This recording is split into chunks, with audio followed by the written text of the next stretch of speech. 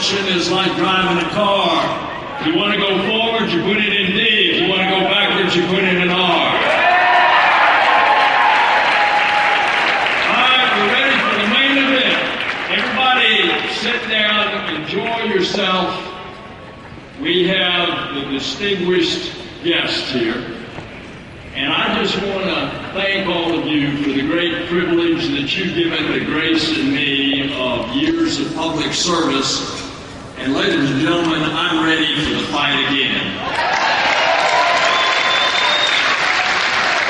And of course, we've got lots to fight about. All you have to look at what the state of Florida is trying to do to restrict our ability to vote, to register to vote, and to have our vote counted as intended. And you'd think, in a state like ours, with what we went through in the 2000 presidential election, and what the legislature did after that in making it easier to vote and easier to register to vote and to have your vote counted, that instead, in America in the year 2011, that we'd be going the other way. And it's happened not here, but 13 other states as well. Florida's the worst in restricting voters, in putting out voter suppression. All right. I'm here because of these two great people. Now, Dr. Jill Biden was going to introduce her husband, but she has laryngitis. So let me just tell you about Dr. Jill Biden. She was in Delaware today, kicking off her campaign for awareness of women's breast cancer. She and the First Lady have been at the point of the spear, helping out families of those deployed to Iraq and Afghanistan, the boots on the ground. And listen to this. When Joe's mom and dad were living with them, she was helped taking care of the vice president's elderly parents at the same time of raising 3 boys, and at the same time getting 2 master's degrees and a PhD. I'd say the Vice President and I definitely have something in common. We married above ourselves. All right, since Jill cannot introduce her husband, all I have to say is, one of the best senators to ever come out of the United States Senate, one of the true great American patriots, I think arguably the best Vice President of the United States.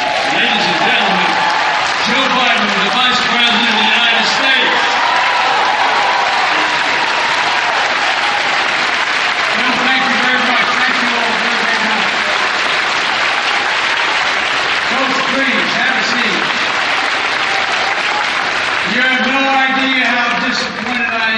Jill did introduce me. It's the only time she's required to say something nice about me.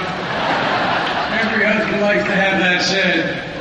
Ladies and gentlemen, I am truly delighted to be here tonight.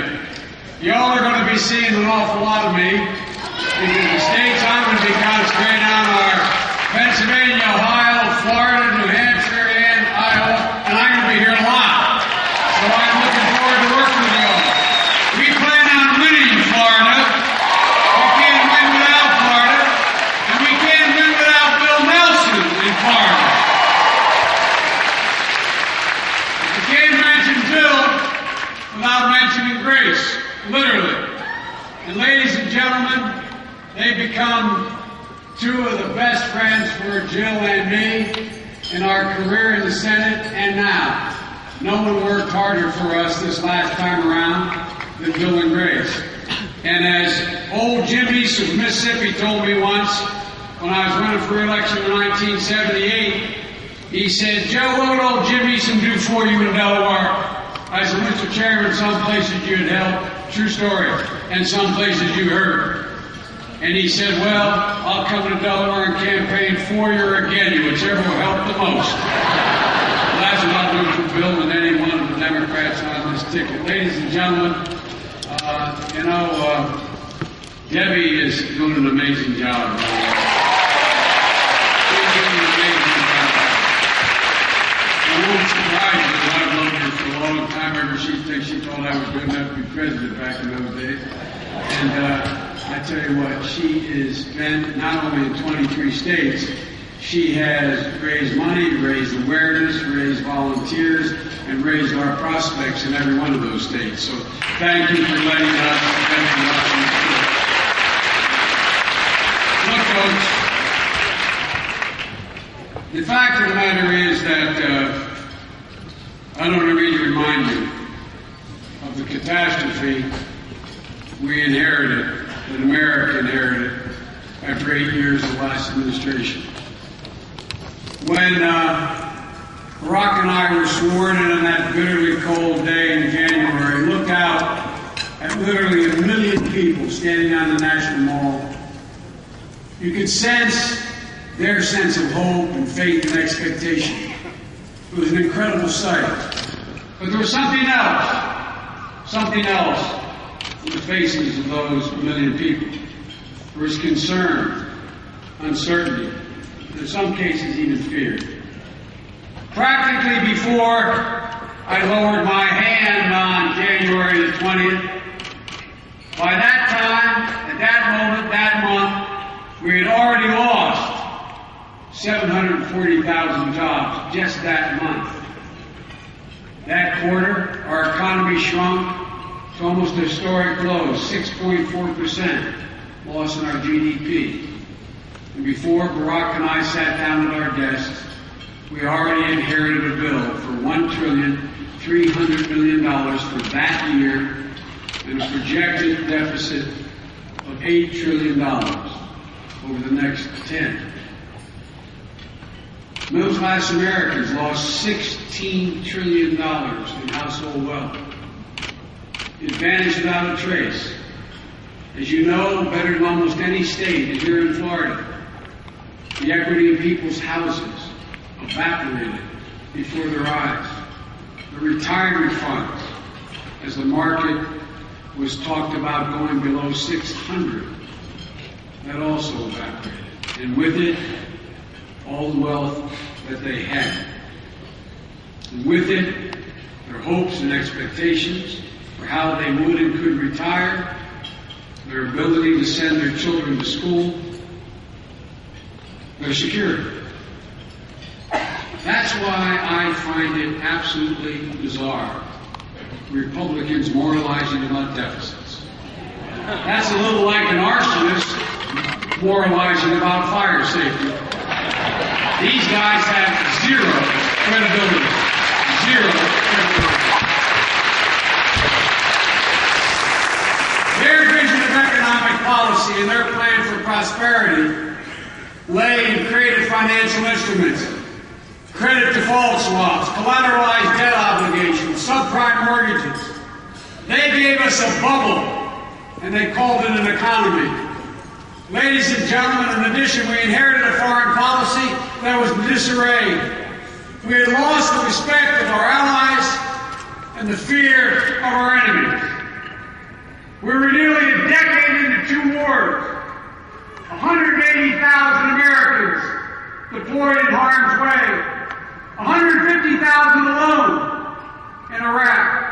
Osama bin Laden remained at large and continued to plot new attacks on America.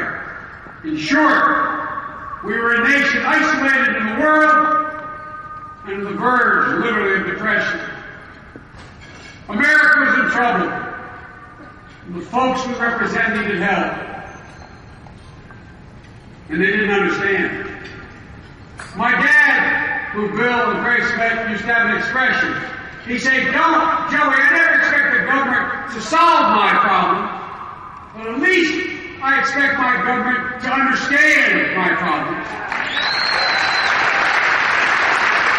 As the son of a proud man who knew it was like to be denied a loan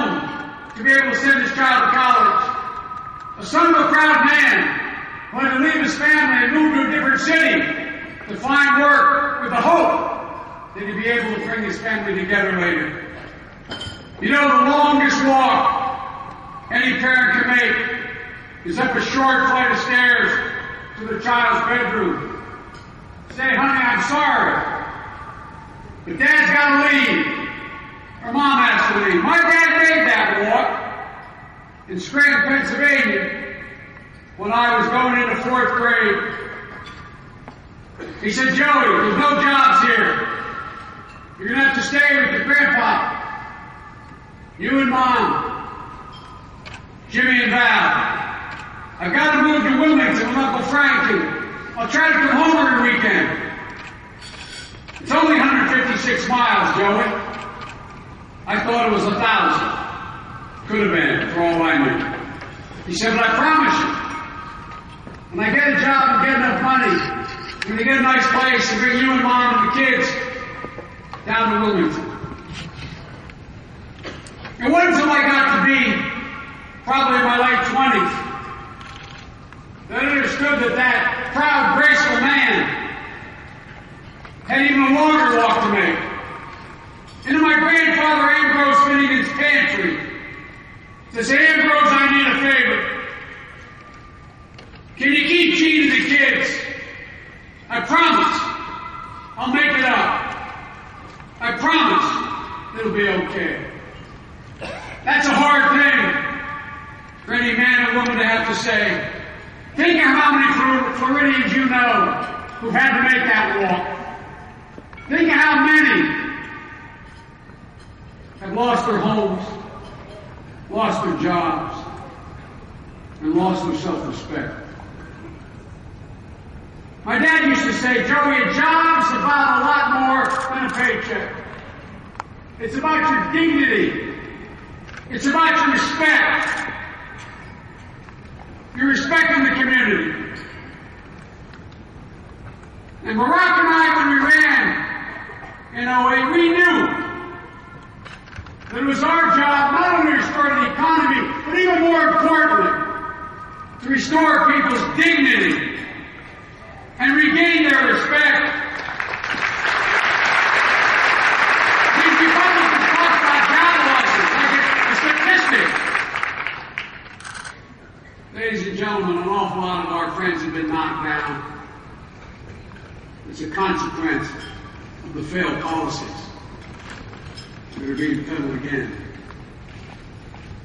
Barack and I knew in order to avoid, literally, not figuratively, another depression, we had to stabilize the financial markets, unfreeze credit, get banks lending again to businesses so they can meet payrolls, and give people a fighting chance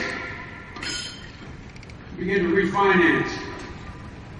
We knew that if the auto industry collapsed, as it's on the verge of doing, not reorganizing but liquidating, we knew, in spite of what Romney and others said at the time, that we would permanently lose 1 million jobs related to the industry. So we told the industry, shape up, reorganize, and if you do, we will help you. Not popular. We also knew that we needed to restore Wall Street to its proper and critically important role of allocating capital to business and industries that could be used most efficiently. We knew we had to get the deficit under control and deal with the single biggest driver of the deficit, healthcare costs. And ladies and gentlemen, we knew we had to restore protections for workers and unions. Yes, unions. They built the middle class. So we strengthened the LRB. We made them take off their black shirts and put on striped shirts and be referees again as they were supposed to be. And folks, the results are clear. Instead of hemorrhaging 6.5 million jobs in the year before we got our program in place, as Debbie pointed out, we've created 2,600,000 jobs. 19 consecutive months of private sector growth. Not enough. Instead of losing 1 million jobs permanently, we've added in the last year 111,000 auto jobs. General Motors and Chrysler are healthy. They're paying off their government loans. And the American people, for the first time in 23 years, according to J.D. Powers, thinks that Americans make better cars than foreign cars.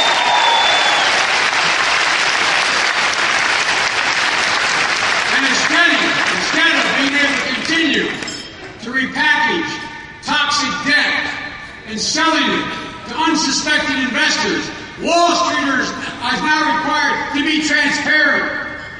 Ladies and gentlemen, I love these guys who talk about capitalism as if they're for it and we're against it. The entirety of the capitalist system is based upon transparency. And sunlight, especially when it comes to Wall Street, is the best disinfectant and the best cure for what ails us. Ladies and gentlemen, instead of long-term debt increasing as predicted by $100 billion over the next 10 years because of healthcare costs and $1 trillion in the second decade, we passed healthcare reform and literally bent the cost curve, and in the process provided 30 million Americans who didn't have access to healthcare. So, as Debbie said, in the process, with the leadership of Bill Nelson and Debbie, we eliminated Don't Ask, Don't Tell. We passed the Lower Ledbetter Act for equal pay for equal work. We cut private banks out as a middleman, saving taxpayers $60 million in student loans. That's some of what we did at home. But beyond our borders, as President Obama said last week, I should say, the tide of war is receding. Instead of having 150,000 combat troops tied down in Iraq, when we got elected, President Obama assigned me Iraq. Literally, not figuratively, as Bill will tell you. And folks, he said, get us home. By this Christmas, 150,000 Americans will be out of Iraq and will have ended this war in Iraq.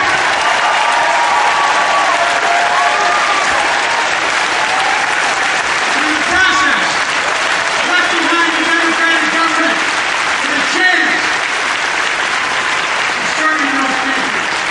And maybe the most important thing President Obama did was refocus our eyes and our power on the prize, Osama bin Laden. Instead of being a war that the last administration ignored and let adrift, we're now focused and succeeding. We have literally eviscerated Al-Qaeda. Osama bin Laden is dead. 34 of the top Al-Qaeda leaders are gone, including number 2, and including Anwar al-Awlaki, the American clerk who was planning these attacks. Instead of going it alone in Libya, we had a president finally who was strong enough to confront our enemies and wise enough to consult and engage our allies. As a consequence, Gaddafi is dead, Libya is free, and not one American soldier lost their life.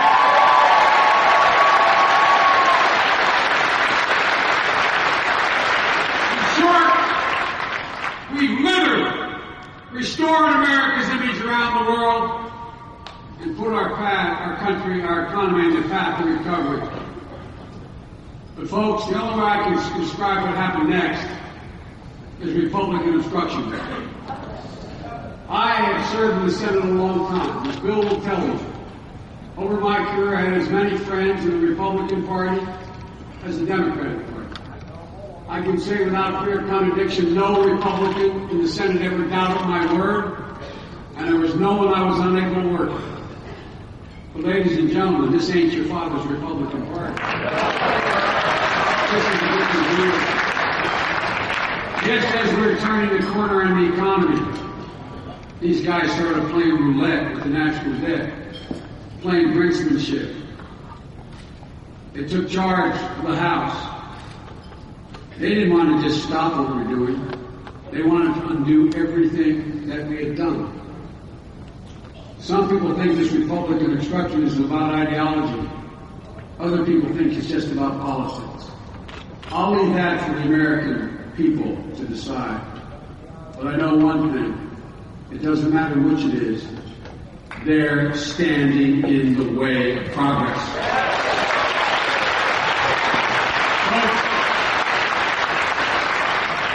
I'm a student of history like many of you. Back in the 1940s, when FDR was facing a time of economic crisis with the specter of war on the horizon, he found that almost every one of his legislative efforts, including the entire New Deal, were being stopped by a Republican Congress, led by Bruce Barton from New York, Joseph Martin from Massachusetts, and Hamilton Fish from New York. So when Roosevelt talked about everything he tried to do, everything that was stopped, he would list what he called, and I quote, a beautiful rhythm of opposition. Martin, Barton, and Fisher. Today, I can say there remains a beautiful rhythm of opposition. Boehner, Cantor, and Mitch. Well, they have a different theory of the case. They actually assert, and I suspect they believe, that the reason banks aren't lending and they are flush, and businesses aren't expanding, notwithstanding the fact corporate America has almost $2 trillion in assets, capital, that they could spend. They think it's because they're not spending and lending. They say because of regulation, because of taxes on the wealthy, and because of the uncertainty of health care reform. So their answer shouldn't surprise you. They think we should once again deregulate Wall Street. Put the cowboys back in the sun. No, literally.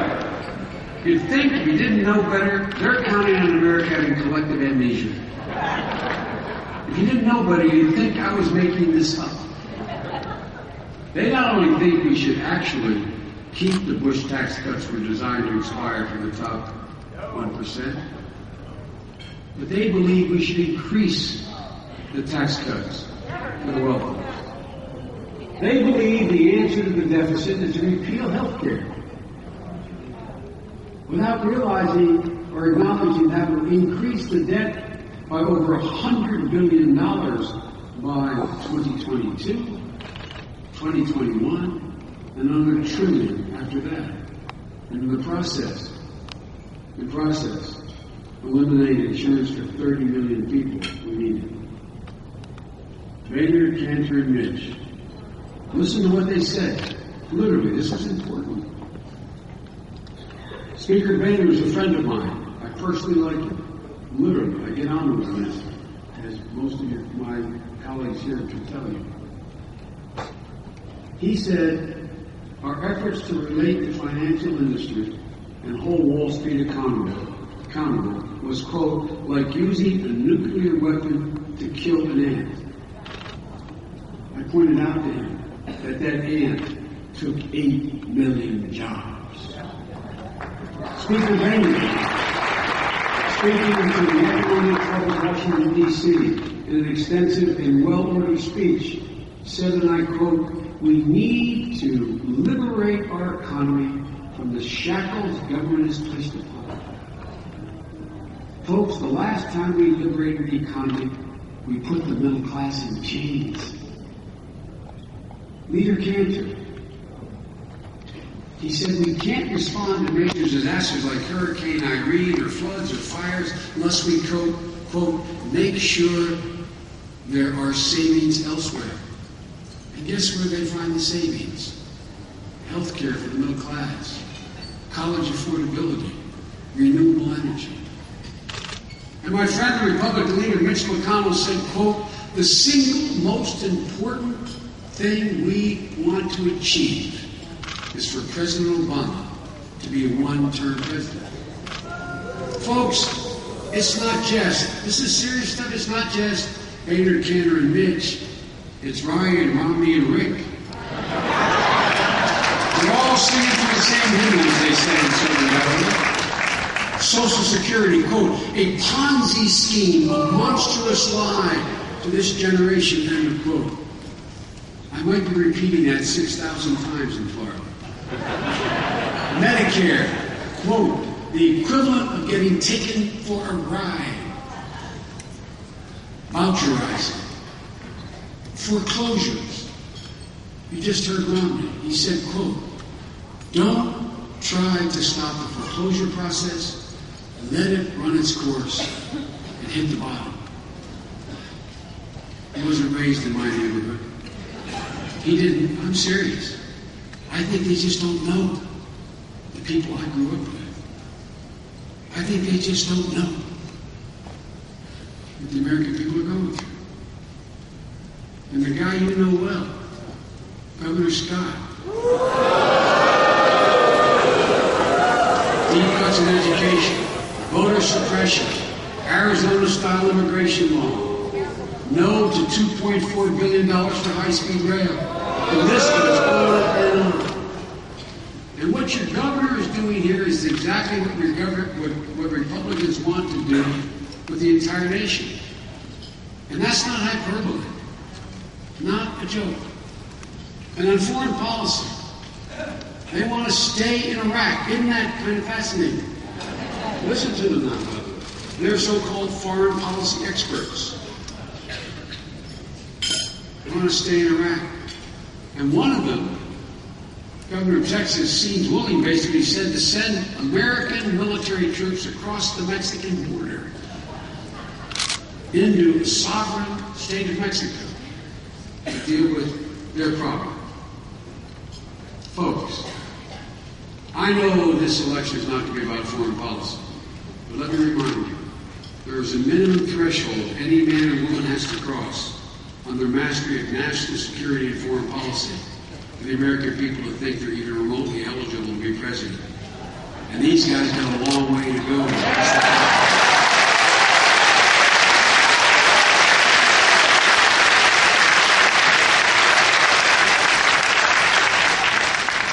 You know, my father always used to say, Joey, it never hurts to be a big man.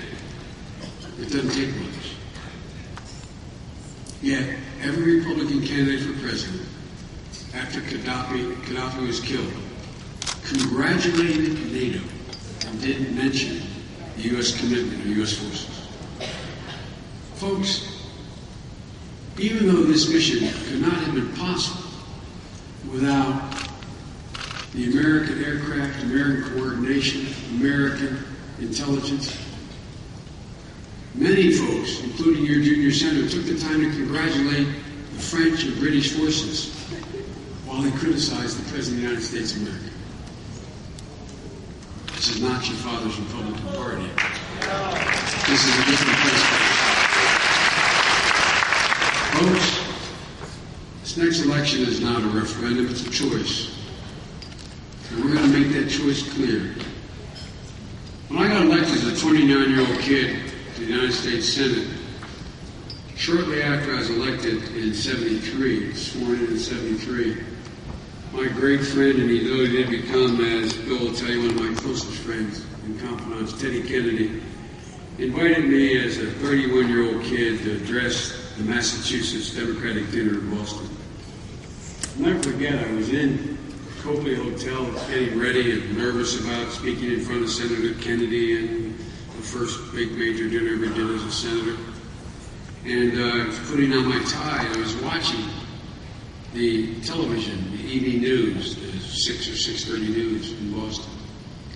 And there was a mayor named Kevin White who was a phenom who got elected in 1970 as sort of the John Lindsay of New York, and he was having a little trouble. He was up for re-election.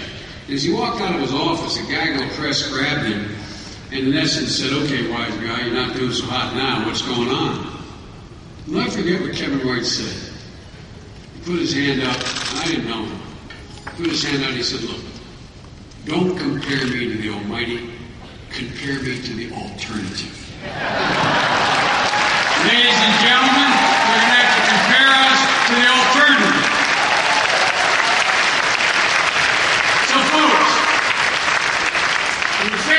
this Republican obstructionism. I actually have serious reporters saying, why don't you sit down with the Republicans? We sat down with them for 2.5 years. They can't deliver their own party. So we decided, we cannot wait. The American people cannot wait. They cannot continue to be subjected to what they're doing. So what do? We introduced the jobs bill that almost every independent validator acknowledges would create close to 2 million jobs, generate economic growth by 2%, would keep 400,000 teachers, cops, firefighters on the job this year. As Debbie said, it would cut taxes for 94% of American workers by roughly $1,500. As she said, that's 4 months of groceries and 6 months of gas in the neighborhood I was raised in. That matters.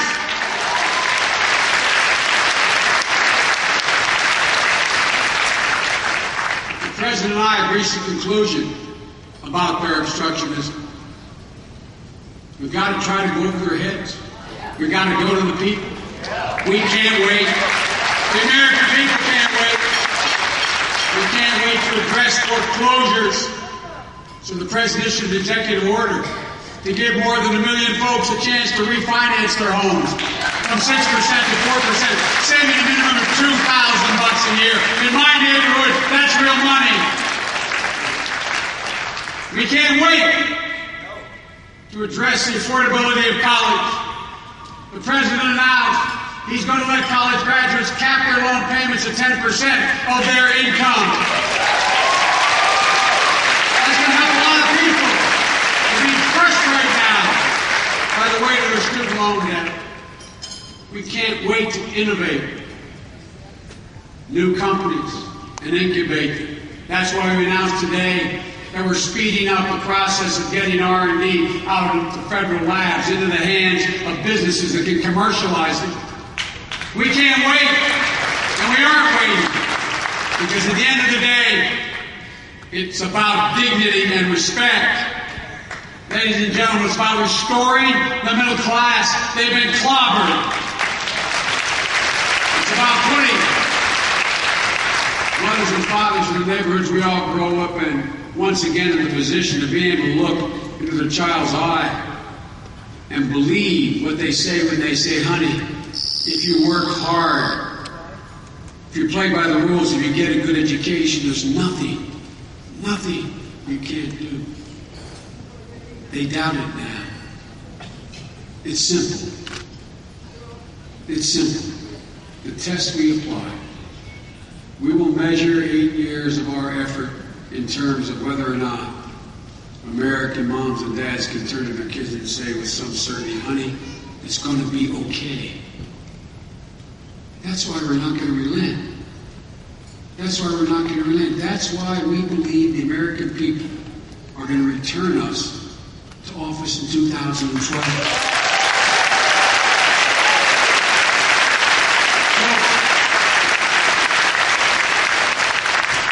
Began this speech, I talked about the longest walk. We're determined to replace that walk with a different kind of journey. A journey that restores a father's dignity by allowing him to send his talented daughter to college knowing she won't have to spend the rest of her life paying for her education. A journey that allows a woman to take a new job where she will be paid the same salary as a man for the same work. And a salary that will allow her to support her family. Folks, we've set America on a different path, a new journey. One that our friends at their team are trying to obstruct. One that allows us to lead the world in the 21st century as we did in the 20th. Where we are once again a nation of innovators, educators, and builders. The policies of the last administration and the obstruction of this Republican Congress have knocked a lot of people off their feet. Folks, it's long past time we get back up. that we stand up, that we reclaim what every American thought was their birthright, the American dream, that if you give them a chance, there's nothing that they're incapable of accomplishing. There's only one way we can do that. It's to do it together and to make sure that we win. Because, folks, the choice is stark and clear. I am not exaggerating when I say, and I've said this, and I was accused of bringing up Bush. I respect President Bush as a man. I thought his policies were terrible. But ladies and gentlemen, name me one major initiative on taxes, on jobs, on Wall Street, on foreclosures, on promoting innovation, on infrastructure, the Republicans offer that is any different at all from what was done the 8 years when they controlled the presidency. I cannot find one. So, folks, when I got elected in '72 as a kid, I was described as an optimist, even an idealist. But I was neither. I was a realistic young man then, as I am an older man now. Because my optimism then and now isn't based on naivete. It's literally, and think about it, remind yourselves, it's based on my knowledge and your knowledge of the history, of the journey of the American people. For we Americans know we do not have to accept a situation we cannot bear. We literally have it within ourselves to determine our own fate. We always had. We've done it in the Depression. We did it after the Civil War. We've done it throughout our life as a nation. So, folks, today I look at all of you and say, I am more optimistic today. I am more certain about America's future than I have ever been in my life. We are better positioned as a nation relative to the world to capture the 21st century. I just spent 10 days in the Far East. President Hu and President Barack Obama asked the new incoming president, Xi, and me to get to know one another. We spent 4 days traveling their country. People thought when I went in August I was going to explain America's situation. I didn't go to explain a thing. I pointed out how we hope they continue to succeed because stability in that part of the world is important. But I reminded them their economy is 1/3 as large as ours. They own less than 1% of the financial instruments of the United States of America. Ladies and gentlemen, it took them 20 years to get 30 years to get 20% of their population out of abject poverty. They have no safety net because of the abhorrent policy of one child. They have one person working for every 4 that needs to be supported. Ladies and gentlemen, remember who we are. We were then, we are now, and we're better positioned than any nation in the world to dominate the 21st century economically. There's a reason why. In the midst of all these crises, every nation continues to invest in U.S. treasuries. Why? We're the most secure, the most certain, and the most capable nation in the world. So, folks, it's time to stand up. It's time to fight back. It's time to reclaim our heritage.